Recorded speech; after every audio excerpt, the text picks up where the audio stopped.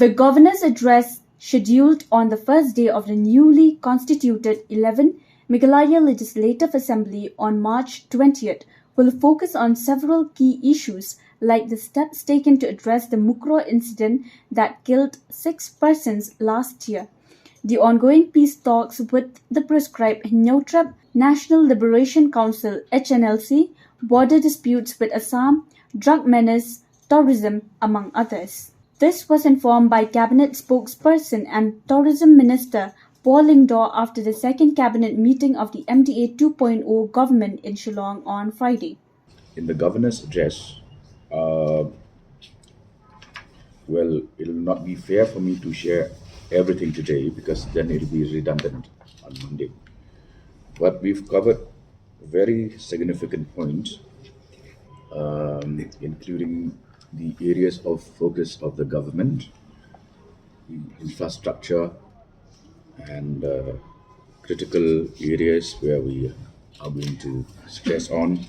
He said the address will stress on the steps taken by the government as part of addressing the Mukroh incident and will make a reference to the ongoing talks with HNLC. We made a mention of the dispute between Assam and Meghalaya, the border dispute, and we commit to resolving the remaining 6 areas of difference in a manner that will be fair, peaceful, and to the advantage of the citizens of both states. Furthermore, he informed that the government will now take drug menace as a serious threat to the state and will go all out on a war footing to combat drug trafficking in all forms. We are now going to take the drug menace as a serious threat to the state, and we will go all out on a war footing to combat drug trafficking in all forms.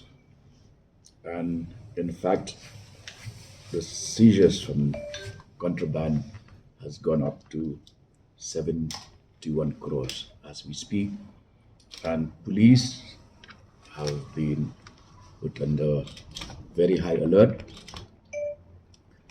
to go all out against drug traffickers of whichever caliber.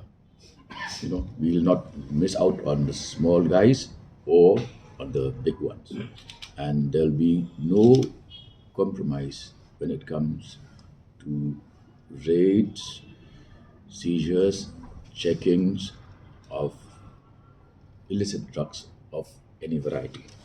He also informed that 5 new fire and emergency fire stations, 9 new outposts, 5 new police stations, and 7 border outposts are on the pipeline. The address will also cover farmers' welfare, animal husbandry, and veterinary and other growth-oriented initiatives that the government will be taking. We will try to optimize our resources, central funds, and externally aided funds.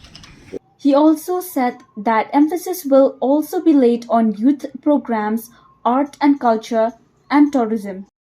Tourism, as I mentioned the other day, will achieve due regard and importance, and it will be sustainable, responsible, employment generating, community participant, technology driven, and synergy with other schemes.